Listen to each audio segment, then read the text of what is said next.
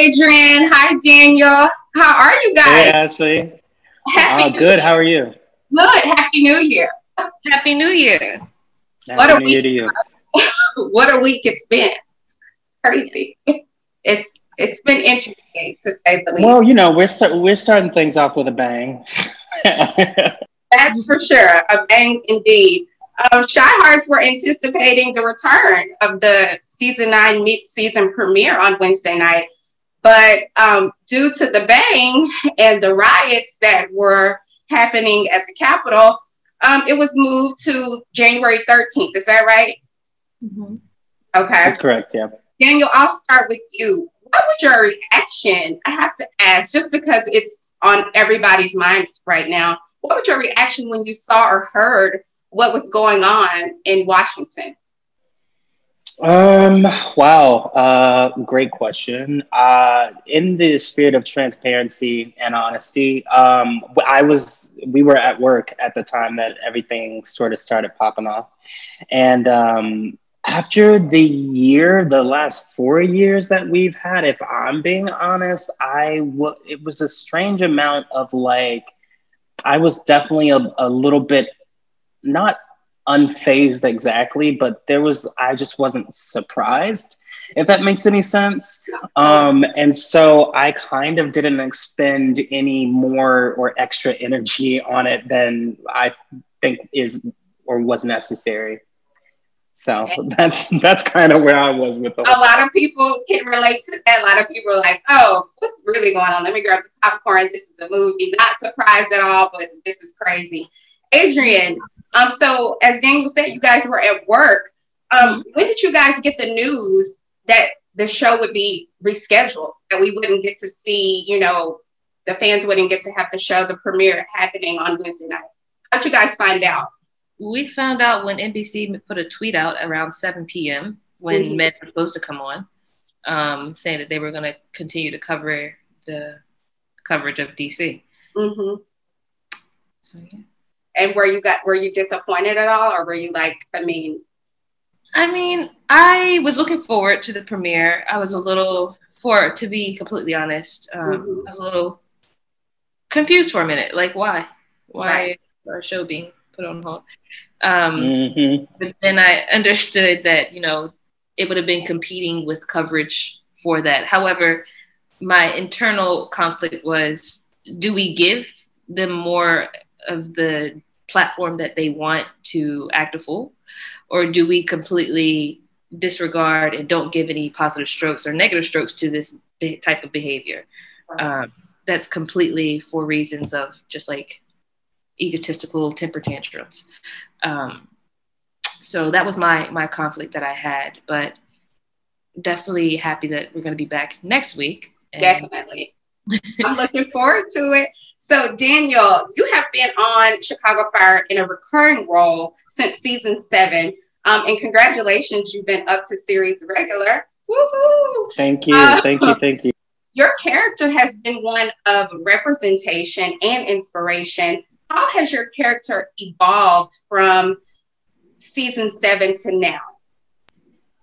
Well, for starters, on the representation tip, like we've learned more about him, and he has become, he has become just a fuller character, a fuller person, and really standing in his own personhood and making no apologies for who he is, which I think is something that's really beautiful to see. Even when my character came out at the top of season 8, it was just this, I love the way that the writers handled even that, because it was such a non-event, which is something that I appreciate. Like it didn't have to be a whole thing, and now the other characters have to adjust and blah, blah, blah. We've seen that.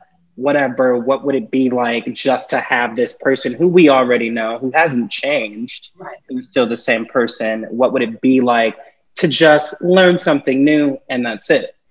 So I love the way that was handled, and the way that he's evolved. I think that like I said, he's really stepping into who he is as a person. When he gets on, we kind of see, he's doubtful and he's unsure footing, not sure if he can sort of carve out his path in this career as a firefighter, as a first responder. And we see him gain confidence through mentorships in the firehouse. And we eventually, and especially now with season 9, we get to see him really engage with the kind of firefighter that we know that he can be, and the kind of person that he can be, which is, you know, heading toward the danger, jumping into the fire, saving people, doing his thing. And I think he's really grown a lot. I'm really proud of him. Yeah, so. We all are proud. We all love Ritter.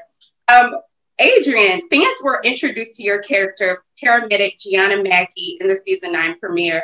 You're no stranger to Chicago, to the shows, or medicine. You are a certified medical laboratory scientist. I mean, you better work, girl. You better work. And you auditioned for years for the Chicago shows, for like the franchise, like multiple shows. Talk to us about what it was like and what's been this journey for you of booking this show that you auditioned for several years. And is this a dream realized for you? I think for me, the whole process was quite different because it was during COVID. Mm-hmm. I had been auditioning I had never auditioned for fire. I auditioned for med and PD mm-hmm. so many times. Ironically, when we were on set the other day, when we found out about what was happening in DC, mm-hmm. I was in my Google Drives and I have a folder that says each show I've auditioned for, and the audition is in there.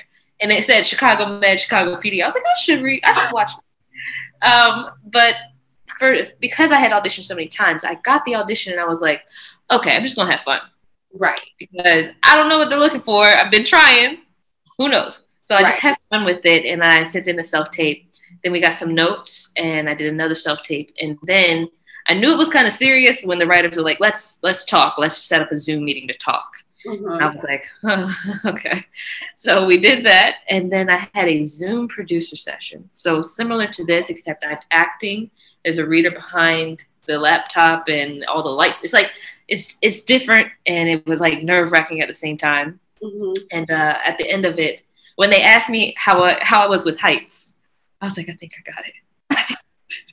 And we got the call like 2 days later that they were sending over the offer. Wow. And the dream that I realized is that it's literally a marathon, not a sprint. That's good. Having your head down and you keep grinding, hard work always is paid off. Whether it's now or later, it's going to be paid off. So that's a good gem. Thanks for that gem, Adriyan. Congratulations. Love seeing you on the show. Love it. You're so beautiful, by the way, too. I just have to say. Thank you. Daniel, what does the mid-season premiere, where do we pick up? I mean, like, you guys came on in November. I believe it premiered in November. What are fans, what can we expect next week when we finally get to sit down with our popcorn and watch what we really want to watch on Wednesday night? Bet. I mean, so we came in with a bang back in November. You know what I mean? We introduced Adrian's character, Mackie. She had a really, scary call with our girl, Brett. Mm-hmm. Drug addict brother ramming the ambulance off of the overpass. Like that whole thing. My character, Ritter, jumped on the train tracks, saved this lady.